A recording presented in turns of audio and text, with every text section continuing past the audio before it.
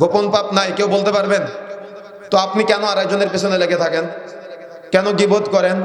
কেন অপবাদ দেন? ভয় লাগে না যে আমার পাপ কিয়ামতের মাঠে আপনার বাবা জানুক? আপনি এটা চান কিয়ামতের মাঠে আপনার গোপন পাপ পৃথিবীতে? আরে আমাদের অন্তরের মধ্যে এমন গোপন পাপ আছে যে পাপগুলো যদি পৃথিবীর মানুষ জানতে পারে তাহলে নিজের প্রতি নিজের ঘৃণা জন্ম হবে, আমার স্ত্রীর কাছে আমার ছোট হয়ে যেতে হবে। আরে আপনি নিজের কাছে নিজে চিন্তা করেন তো, আপনার জীবনে এত গোপন পাপ আছে, এই পাপগুলো যদি আপনি নিজে গবেষণা করেন, নিজে চিন্তা করেন, নিজের কাছে নিজের ঘৃণা লাগবে যে আমি এত পাপ করেছি, আমি এত গুনাহ করেছি, আমি এত অন্যায় করেছি।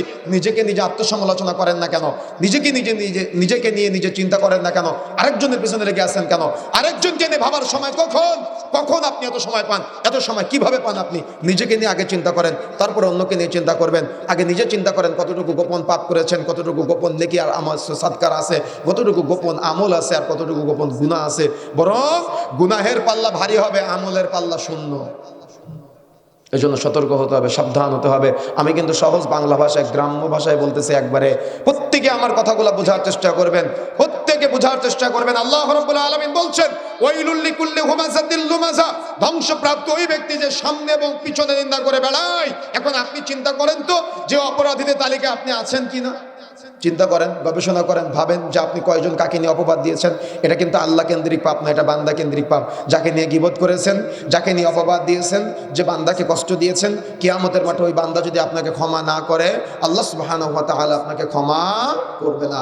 এর জন্য আগামীকাল সকাল হতে হতে যাকে নিয়ে গীবত করেছিলেন, যাকে অপবাদ দিয়েছিলেন, যাকে ছোট করেছেন, যাকে গীবত করেছেন, অন্যায় করেছেন, আপনি তার কাছে ক্ষমা চাইবেন। আল্লাহর বান্দা যদি আপনাকে ক্ষমা করে তো আল্লাহ রাব্বুল আলামিন আপনাকে ক্ষমা করবে।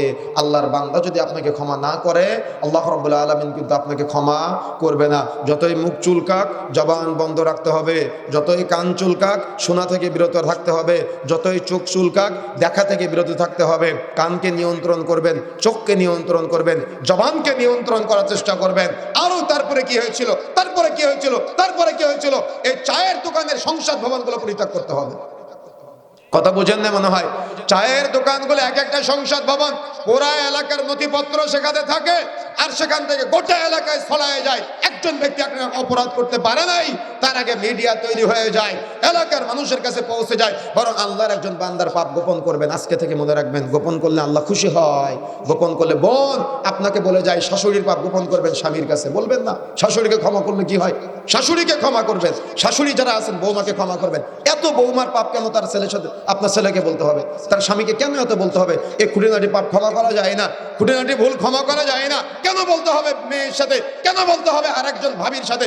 এলাকার মানুষের কাছে আপনার বৌমাকে খারাপ বানান কেন আপনি? এলাকার মানুষের কাছে আপনার শাশুড়িকে খারাপ বানান কেন আপনি?